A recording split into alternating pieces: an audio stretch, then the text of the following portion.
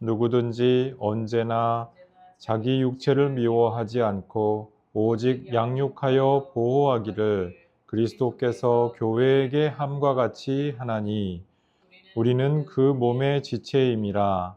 그러므로 사람이 부모를 떠나 그의 아내와 합하여 그 둘이 한 육체가 될지니 이 비밀이 크도다.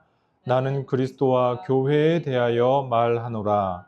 그러나 너희도 각각 자기의 아내 사랑하기를 자신같이 하고 아내도 자기 남편을 존경하라. 아멘.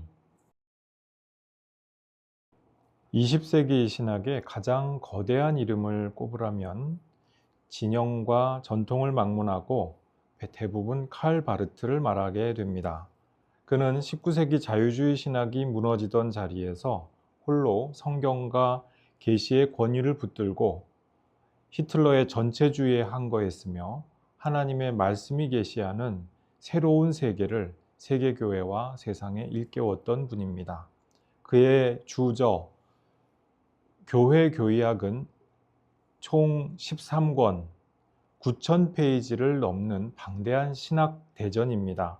지금도 전 세계 신학교와 목회자들, 신학자들의 서재에서 열심히 읽히고 토론되고 있는 현대 신학의 고전입니다. 인간의 언어로 하나님에 대해서 이렇게 방대하고 치밀하게 쓴 사람이 또 있었던가 묻고 싶을 만큼 정말 압도적인 공헌이었다라고 말씀드릴 수 있겠습니다. 그런데 칼바르트의 삶에는 그 방대하고 심오한 신학과 함께 끝내 해소되지 않은 한 가지 긴장이 있었습니다. 1925년부터 그가 세상을 떠나는 날까지 약 40년 동안 그 기간 동안에 긴장이 계속 있었던 것이죠. 칼바르트는 1913년 넬리 호프만, 바이올리니스트였던 넬리 호프만과 결혼해서 평생 5자녀를 두었습니다. 1913년 이후에 스위스 자펜빌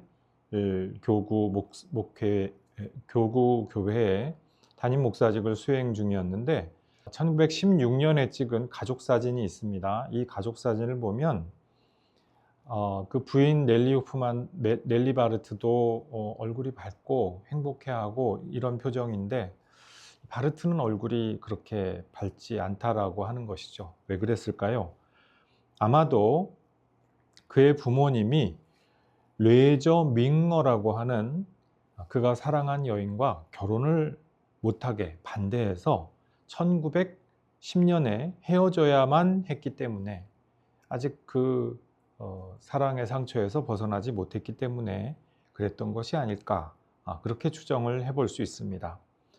이 뢰지 밍어라고 하는 이 여인은요 1925년 백혈병으로 세상을 떠나게 됩니다.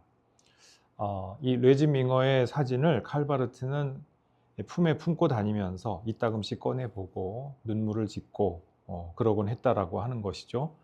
근데 이 1925년이라고 하는 이 해가 당시 칼바르트가 39세의 소장 신학자로서 이제 세계 신학계에 알려지고 있었던 그런 때였는데요. 그의 평생 비서가 될 사람이었던 25세, 당시 25세의 샤를로테 폰 키루슈바움을 만나게 된 그런 해이기도 했다는 것입니다. 이 키루슈바움은요, 전쟁으로 당시 장성급 군인이었던 부친을 여의고 전쟁 고아가 되었습니다. 그런데 적십자 간호사 일을 하던 중에 칼바르트의 신학에 깊은 감화를 받고 그를 찾아가게 됩니다.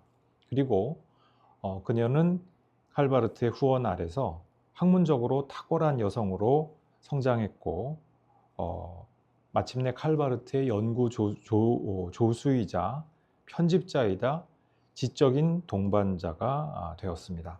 말년에 바르트는 교회교의학 서문에서 쓰기를 비서 키루슈바움의 도움이 없었다면 교회교의학을 그만큼 쓸 수 없었을 것이다, 이렇게 회고하기도 했죠.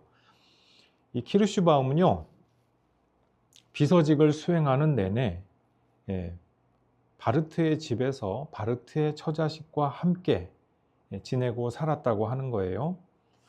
어땠겠습니까? 이 분위기가. 당연히 긴장감이 종종 혹은 자주 그 집안에 흐르곤 했겠죠. 갈등이 터져 나왔을 것이라는 것입니다. 바르트의 사모 넬리 바르트, 이 모든 상황을 괴롭게 받아들이지 않을 수 없었겠죠. 지금도 스위스에 있는 바르트의 생가에 가면은 지치고 힘든 노년의 넬리 바르트의 초상화가 이렇게 걸려 있다라고 하는 것이죠. 굉장히 쓸쓸하게 걸려 있는 것을 우리가 찾아볼 수가 있는데요. 이 바르트와 두 여인의 기묘한 동거는요, 당대 서구 신학계에서 공공연한 비밀로서 그렇게 알려지고 있었다라고 하는 것이죠. 칼 바르트는 교회교의학 3권의 4분책 54장의 1절에서 남과 여 섹션입니다. 이 남과 여라고 하는 제목을 가진 섹션에서 일부 일처의 창조 질서에 대해서 아주 심도 있는 논의를 진행합니다. 이 섹션 하나만 단행본으로 따로 출판해도 될 만큼 상당한 두께의 심오하고도 풍성한 논의인데요. 이 논의에는 키르슈바움이 상당 부분 지필에도 아마 관여했던 것으로 그렇게 알려지고 있습니다. 여기서 바르트가 이야기하는 바가 핵심적인 이야기 중에 하나가요, 일부 일처의 진짜 대상은 사람들이 정해준 것이 아니라 하나님이 아시고 정하신다라는 것이에요. 그러니까 일부 일처가 분명히 한 사람과 한 남자와 한 여인이 결합을 하게 되는데, 결혼이라고 하는 결합을 하게 되는데, 이것은 인간의 제도의 결합이 아니라 그것을 뛰어넘는 하나님이 아시고 정한 그 결합이다. 일리가 있는 심오한 통찰이죠. 오늘 본문 말씀 32절에 보면은 남자와 여자의 혼인을 두고 뭐라고 말씀합니까? 비밀이요 신비라고 말씀을 하죠. 이것을 온전히 아시는 이는 하나님이시다. 확실히 진리의 일면이 있죠.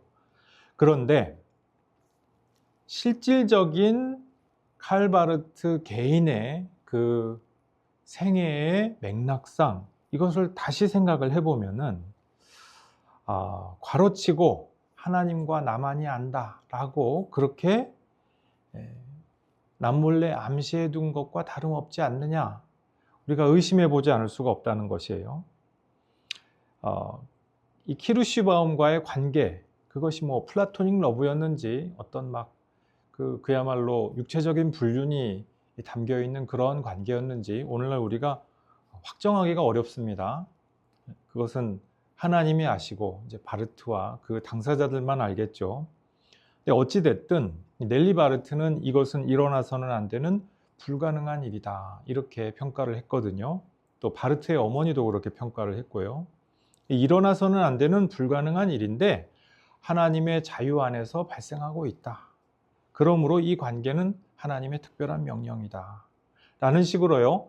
이게 칼 바르트가 대놓고 이렇게 말을 하지는 않습니다. 하지만 은밀하게 숨겨둔 자기 정당화가 될 수 있다라고 하는 것, 이러한 의혹을 우리가 완전히 뿌리치기가 어렵다라고 하는 것이죠. 숭고하고도 과감한 신학 논의를 주도하면서 세계교회와 신학계에 선한 영향을 끼쳤던 그 위대한 칼 바르트가 안타깝게도 자신의 난처한 상황에 대해서는 신학적으로 교묘하게 정당화하려고 했던 것은 아닌지 우리가 안타까운 의문을 품어보지 않을 수가 없다라고 하는 것이에요.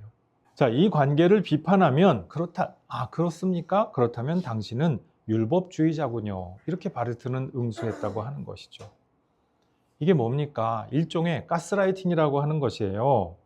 칼 바르트가 세계교회를 감동시켰던 그 은혜의 신학, 은총의 신학이 자기 방어의 언어로 오용될 때 이게 그냥 흑화해버리는 정말 안타깝고도 슬픈 장면이 아닐 수가 없습니다.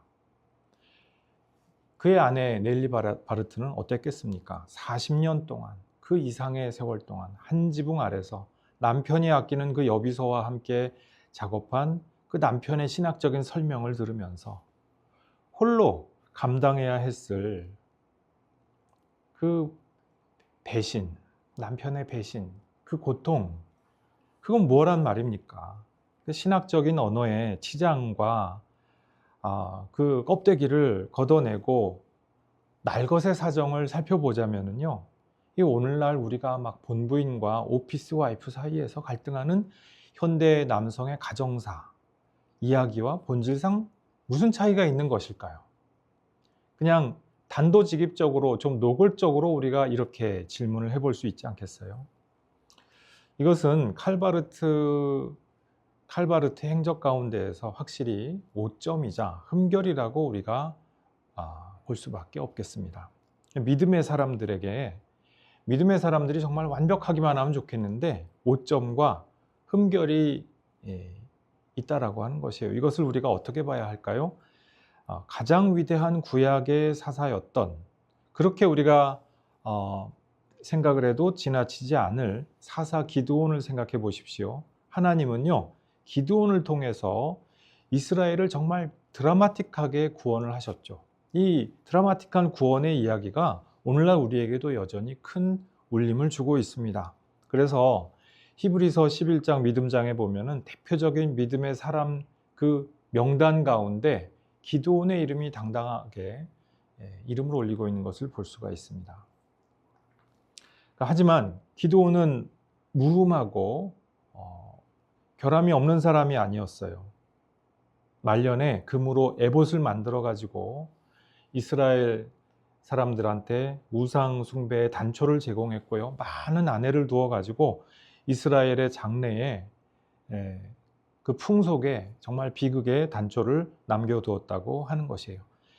기드온이 저명한 믿음의 사람이니까 모든 것이 무제한적으로 정당화될 수 없다라고 하는 것이죠. 동시에 흠결이 있다고 해서 기드온을 통하여서 일어났던 그 믿음의 역사까지 무제한적으로 부정할 수 있겠느냐? 우리는 그럴 수가 없다라고 하는 것을 성경의 기록을 통하여서 확인을 할 수가 있습니다.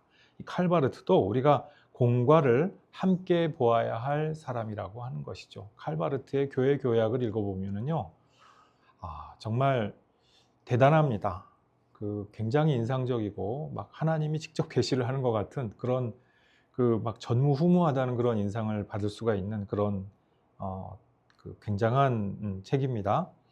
근데 그 칼바르트가 개인적으로는 가정사에서 실패를 한 것은 이것은 숨길 수가 없다는 것이에요. 그대로 인정해야 마땅하다.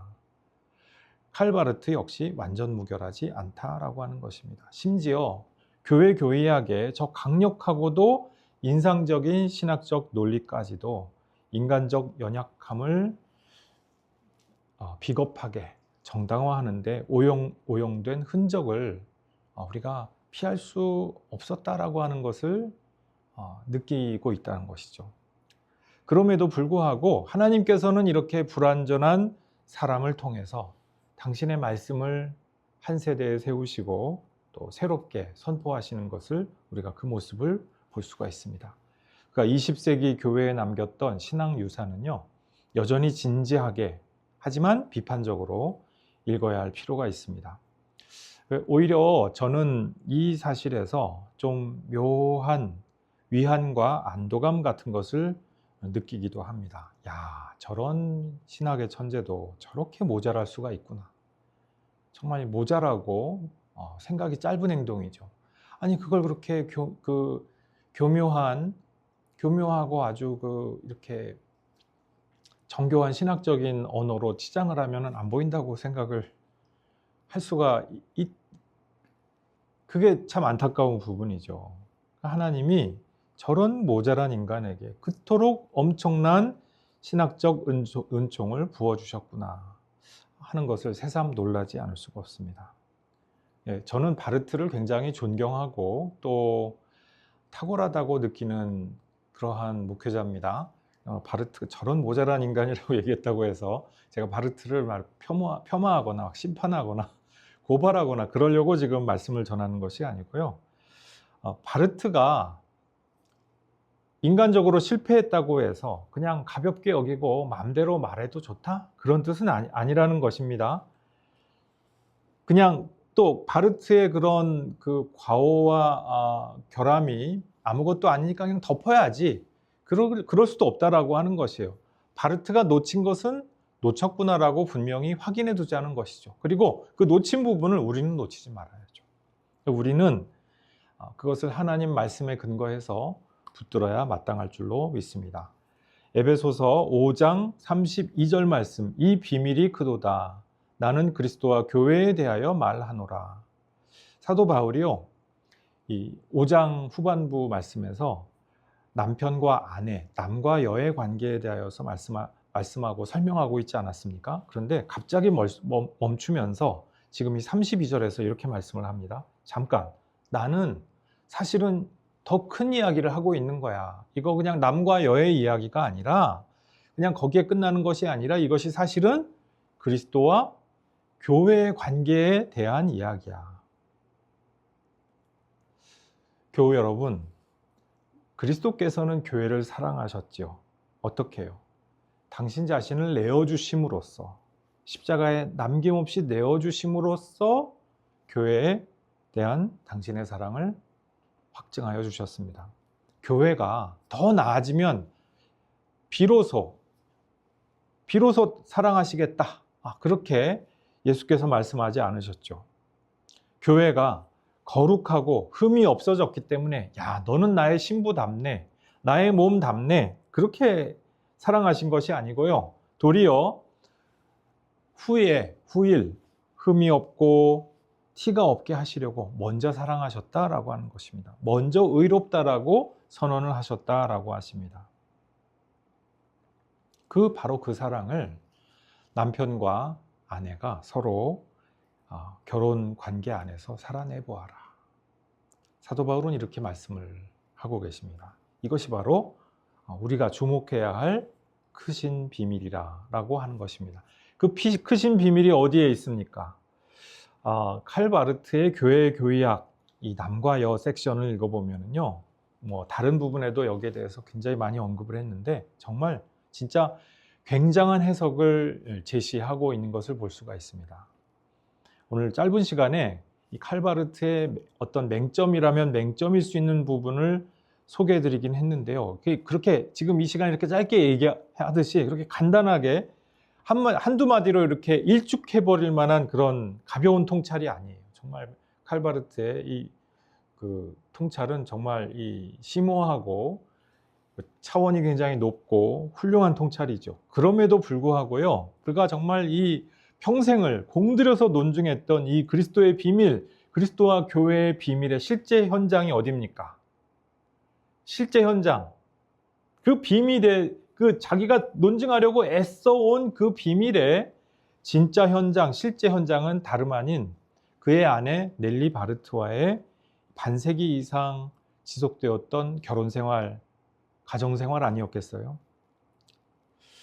바르트가 그리스도와 교회의 신비를 글로서는 정말 탁월하게 설명을 했습니다. 아마 그보다 더 탁월하게 설명한 신학자가 감이 없다라고도 이야기할 수 있을 만큼 정말 탁월하게 해설을 했죠. 그런데 정작 안타깝게도 자기 결혼에서는 그 신비를 채워내지 못했다라고 하는 사실이에요. 우리 자신은 어떻습니까? 바르트는 저런 사람이야. 그러니까 저 사람은 위험하니까 손가락질하고. 에이, 바르트를 얘기하면 안 돼. 우리는 어떨까요? 우리도 혹시 신앙과 신학의 언어로, 도덕과 윤리로, 심지어 내 소유와 내 능력과 내 권력으로 배우자를 억압하거나 무시하거나 아프게 하거나 상하게 하고 있지는 않습니까? 하나님의 뜻을 이야기하면서 교묘하게 내 편의와 내 유익과 내 욕망을 추구하고 있지는 않습니까?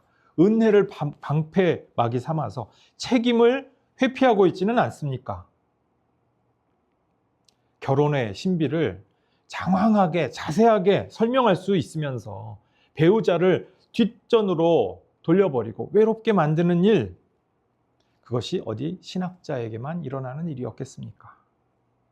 칼바르트는요, 사실 비상하게 특별한 경우가 아닙니다. 그는 그저 우리 모두가 품고 있는 자기 정당화의 충동을 정말 당대의 모든 사람, 그 후대의 모든 사람도 놀랄 만큼 정교한, 고도로 정교한 언어로서 정당화하고 표현할 수 있었던 그런 사람에 불과할 따름입니다. 우리도 같은 충동을 가지고 있지요. 기회만 된다면 그런 욕망을 실현해 보고 싶은 그런 숨은 그런 욕심이 다들 있는 그런 육신을 가진 존재들 아닙니까? 우리에게는 교회학 대신에 그냥 우리 나름의 그럴듯한 변명을 이렇게 내놓고 있을 따름이라는 것이죠.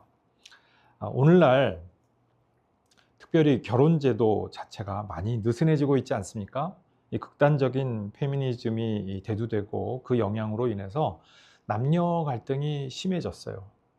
그리고 사회적, 경제적 부담이 가중되면서 전통적인 결혼을 그대로 할 수 없는 그런 사람들이 늘어나고 전통적인 의미에서의 그런 형식의 결혼을 할 수 있는 그런 커플들은 좀 줄어드는 그런 경향이 보이고 있죠.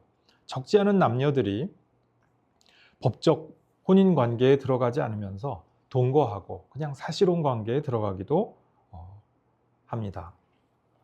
시대적인 변화에 따라서 법적, 제도적으로 이 결혼과 혼인의 표현은 달라질 수가 있다라고 하는 것이에요. 근데 하나님 보시기에 어떨까요? 하나님 보시기에는요, 여전히 남과 여가 자기의 그 유일무이한 짝을 찾아서 한 몸을 이루어가는 과정, 그 과정을 지내고 있는 것으로 그렇게 하나님은 보아주고 계신다라고 하는 것이에요. 이 기준에는 변함이 있을 수가 없습니다. 이 기준이 되는 연합 가운데 하나님과 인류가 하나 되는 그 신비가 담겨 있다. 사도 바울은 이렇게 지금 말씀을 한다는 것이에요. 33절 말씀에 보니까 사도 바울이 이렇게 말씀합니다. 각각 너희도 자기의 아내 사랑하기를 자신같이 하고 아내도 자기 남편을 존경하라.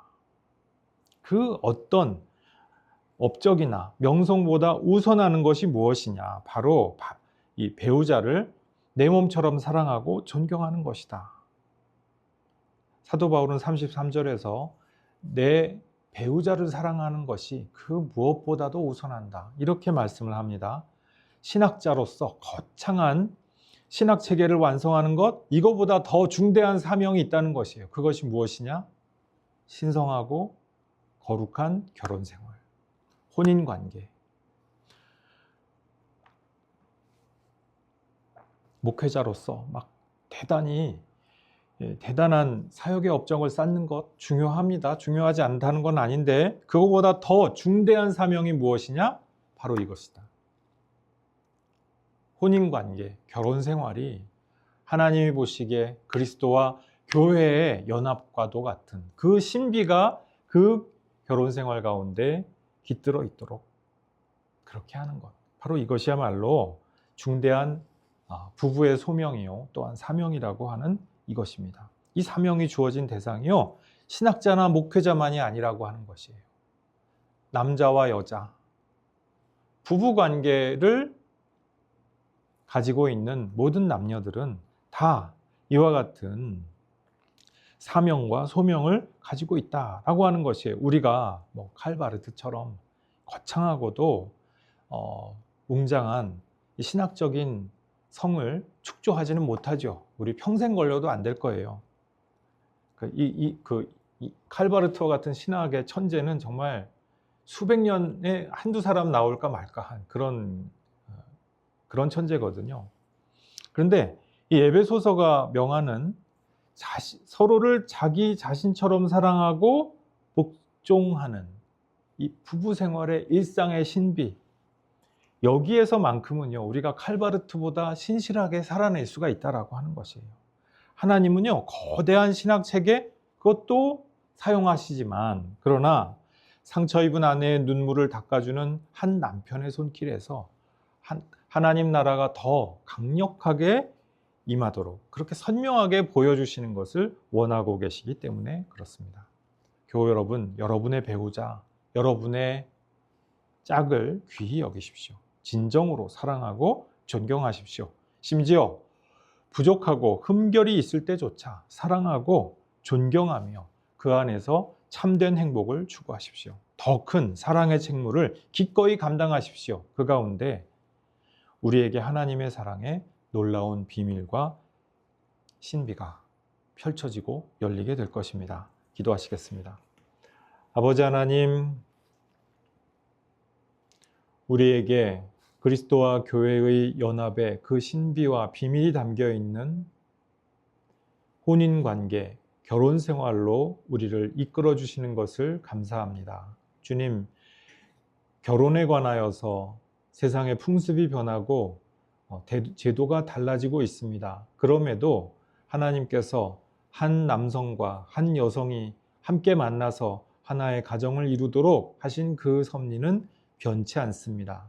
주님, 이 변치 않는 주님의 섭리 앞에서 주님의 그 은혜 가운데에서 우리가 아름답고 올바른 가정 꾸려나갈 수 있게 도와주옵소서. 특별히 배우자를 끝까지 사랑하고 온전히 사랑하기에 애쓸 수 있도록 도와주옵소서. 주님께서 우리를 사랑하신 것이 우리가 흠결이 없어서가 아니요 얼룩이 없어서가 아니셨던 바로 그대로 주님, 우리가 서로의 배우자를 날마다 모든 부족함에도 불구하고 모든 모자람이 보일 때에도 주님 사랑하고 또한 그 안에서 주님 주신 행복을 추구하게 될 수 있도록 주님 우리에게 날마다 힘 주시고 능 주시옵소서.